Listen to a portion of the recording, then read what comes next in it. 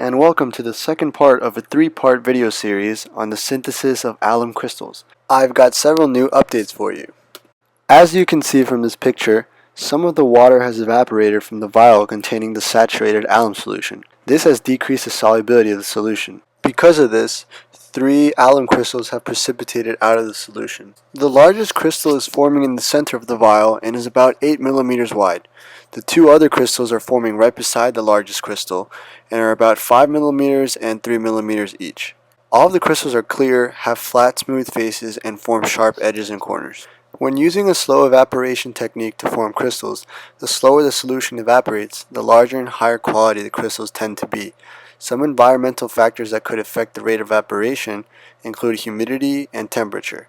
High humidity in the atmosphere and a low temperature in the environment will decrease the rate of evaporation. Also, low temperatures decrease the average kinetic energy or vibrations of the crystal molecules. Minimal vibrational disturbances decreases the number of nucleation sites, which increases the chances of larger crystals forming. It is for these reasons that my solution is stationed near my window and left undisturbed. So far, I think the environmental factors are in my favor. Now, I think it's time I explain how I calculated the percent of alum yielded in this experiment. The percent yield of a reaction can be calculated by dividing the actual yield by the theoretical yield and multiplying that number by 100. The result should give a percentage over or under 100%. This is because in science, the percent yield is almost never exactly 100%, and in my experience, rarely over 100%. More on why this happens later. Now, we already know the actual yield of alum in this experiment to be 16.644 grams. What we have to find out now is the theoretical yield, or the maximum amount of alum that can be produced from a specific initial amount of aluminum. The first step in doing this involves converting the initial mass of aluminum foil into moles of aluminum. As you can see from these calculations, this was done by dividing 1.086 grams of aluminum, which was our initial mass, by the molar mass of aluminum, which is 26.9815 grams per mole aluminum.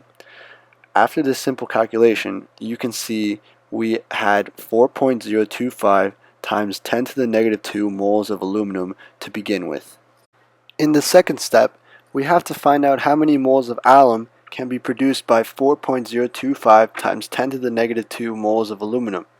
In order to do this, we need to know the mole ratio of aluminum to alum. Referring back to the chemical formulas involved in the synthesis of alum, you may notice that in every step of this synthesis, there is a 1-to-1 mole ratio between reactants containing aluminum and products containing aluminum. To put this seemingly complex slide into simple terms, you can see that in the end, only 1 mole of aluminum is required to make 1 mole of alum. This is our molar ratio. In this slide, we are simply multiplying the initial amount of moles of aluminum by the molar ratio. As you can see, the moles of alum produced are equivalent to the moles of aluminum. This is because of the 1-to-1 mole ratio. Step number 3 is basically the opposite of step number 1, because instead of dividing by the molar mass, we are multiplying the moles of alum by the molar mass of alum. As you can see, 4.025 times 10 to the negative 2 moles of alum is equivalent to 19.09 grams of alum. This is our theoretical yield. In this step, we are simply plugging in numbers into the original equation. As you can see, we divide 16.644 grams of alum produced in the lab by the theoretical yield that we calculated to be 19.09 grams of alum and multiply that number by 100. This gave us a percent yield of 87.19%.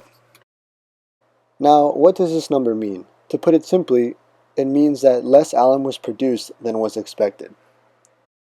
Now, why did this happen?